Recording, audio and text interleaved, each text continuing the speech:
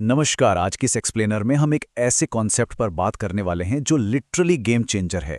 आज हम जिस सोर्स मटेरियल को डिकोड कर रहे हैं वो कोई आम विषय नहीं है। ये इस बारे में है कि कैसे कोई भी इंसान खुद को सीमित करने वाली उस छोटी सोच से बाहर निकलकर एक अजेय यानी एकदम अनस्टॉपेबल मुकाम तक पहुंच सकता है। हम अक्सर अपनी असली क्षमता को पहचान नहीं पाते और बस एक छोटे से दायरे में सिमट कर रह जाते हैं, है ना? लेकिन आज की इस चर्चा में हम उन तरीकों को समझेंगे जिनसे सोच का दायरा बड़ा किया जा सकता है और बिना डरे निडर होकर एक्शन लिया जा सकता है। तो चलिए बिना किसी देरी के इस एक्सप्लेनर की शुरुआत करते हैं। शुरुआत करते हैं इस बहुत ही गहरे और पावरफुल थॉट से। जीवन उसी पल विस्तार लेता है जब हम उन सीमाओं में खुद को ढालने के लिए खुद को सिकोड़ना बंद कर देते हैं जो कभी हमारे लिए बनी ही नहीं थीं। ये कोट आज के हमारे पूरे डिस्कशन का बेस है। जरा सोचिए कितनी बार हम सिर्फ इसलिए कोई बड़ा कदम नहीं उठाते क्योंकि हमें लगता है कि हम उस खांचे में फिट नहीं बैठेंगे जो शायद समाज ने या हमने खुद अपने लिए बना लिया है। सोर्स मटेरियल हमें यही याद दिलाता है कि ये सीमाएं असल में कभी थी ही नहीं। जैसे ही हम खुद को छोटा महसूस करना बंद करते हैं, अवसरों का पूरा आसमान हमारे लिए खुल जाता है। तो चलिए सीधे अपने पहले पॉइंट पर आते हैं, the cost of playing small, यानी अपनी क्षमता से छोटे बने रहने की कीमत। अब ये प्लेइंग स्मॉल आखिर है क्या? सोर्स मटेरियल के पहले ही चैप्टर में इसे बहुत क्लियरली डिफाइन किया गया है। आसान शब्दों में कहें तो अपनी असली क्षमता या पोटेंशियल से बहुत नीचे की जिंदगी जीना। ये एक ऐसी मेंटल स्टेट है जहां इंसान लगातार डर से, सेल्फ डाउट से और सबसे बड़ी बात दूसरों से मिलने वाले अप्रूवल की लगातार जरूरत से बंधा रहता है। ये एक ऐसी अदृश्य जंजीर है जो हमें वो सब हासिल करने से रोकती है जिसके हम असल में हकदार हैं। हम सिर्फ इसीलिए आगे नहीं बढ़ते क्योंकि हमें ये डर सताता है कि बाकी लोग क्या सोचेंगे। और यहीं पर एक बहुत बड़ा, बहुत ही चुभने वाला सवाल खड़ा होता है, इस डर की असली कीमत आखिर है क्या?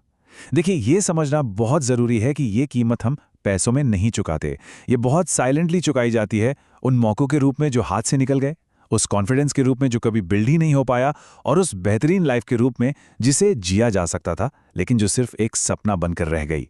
डर समय के साथ साथ हमारी दुनिया को इतना सीमित कर देता है कि हमें अंदाज़ा भी नहीं लगता कि हमने क्या कुछ मिस कर दिया। तो फिर इससे बाहर कैसे निकलें?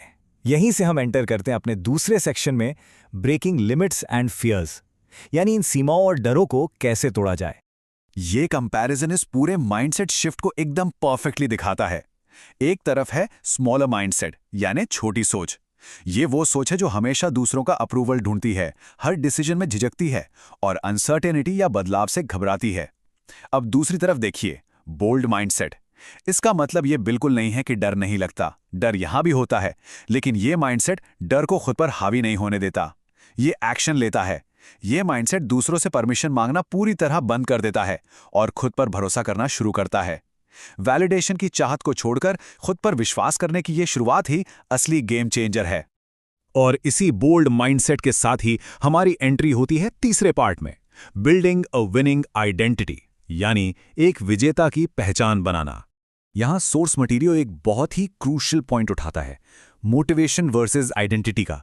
हम सब ने ये फील किया है ना कि मोटिवेशन आता है और चला जाता है। आज कोई वीडियो देखा, एकदम जोश आ गया और कल सुबह तक सब गायब। लेकिन जब इंसान अपनी पहचान, अपनी आइडेंटिटी ही बदल लेता है ना, तो फिर प्लेइंग स्मॉल इम्पॉसिबल हो जाता है। अगर कोई खुद को दौड़ने की कोशिश करने वाला नहीं बल्कि एक रनर मान ले, तो उसका ना दौड़ना नामुमकिन सा हो जाता है। ये एक परमानेंट स्ट्रक्चरल शिफ्ट है। और इस आइडेंटिटी ट्रांसफॉर्मेशन का अल्टीमेट गोल क्या है? गोल है नंबर 1 बनना। अब इसका मतलब ये कतई नहीं है कि हमें दूसरों को नीचा दिखाना है या बस रेस जीतनी है।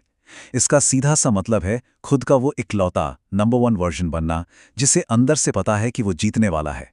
जब ये माइंडसेट सेट हो जाता है कि सक्सेस कोई इत्तेफाक नहीं बल्कि एक नेचुरल आउटकम है, तो काम करने का तरीका, डिसीजन मेकिंग और कॉन्फिडेंस पूरी तरह से बदल जाता है। माइंडसेट और आइडेंटिटी सेट करने के बाद अब वक्त आता है चौथे सेक्शन का, टेकिंग मैसिव इंटेंशनल एक्शन। क्योंकि बिना एक्शन के स्ट्रेटजी का कोई मतलब नहीं है। तो हाई अचीवर्स आखिर एक्शन लेते कैसे हैं? सोर्स के अकॉर्डिंग इसके 3 बहुत ही क्लियर स्टेप्स हैं। पहला, एलिमिनेट हेजिटेशन, यानी सोचने और करने के बीच का जो गैप है, जो झिझक है, उसे बिल्कुल खत्म कर देना। दूसरा, पूरी नियत और इंटेंशन के साथ एग्जीक्यूट करना, जो भी करना है पूरे फोकस के साथ करना।